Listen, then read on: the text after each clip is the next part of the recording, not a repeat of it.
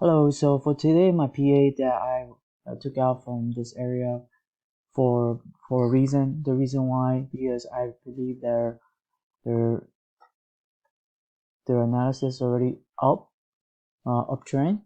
Um, being waiting for a while to go down, up and down, but then um, the thing is that when it go down, but I still don't have the confidence that to take it all the way down because um, there there's a buyer and a seller in between that.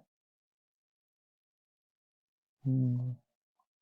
And I'm waiting for a area that could pick back up to a P sign for the buyer area, and just to get a better price and then go back down again on the weekly, but it's gonna take a while. So for now, I'm just taking out this area because this is just a weekly area and very hard trap right here in this area. So going down to 4 hour, if 4 hours could show anything, a sign that could break back up, or something could hold very while and break back up, I would definitely going to take back up.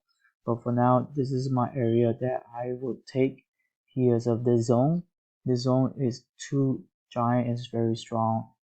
Anytime it could just go back up from there, and that is today my PA that why is the reason I hold, and I give myself a very low risk.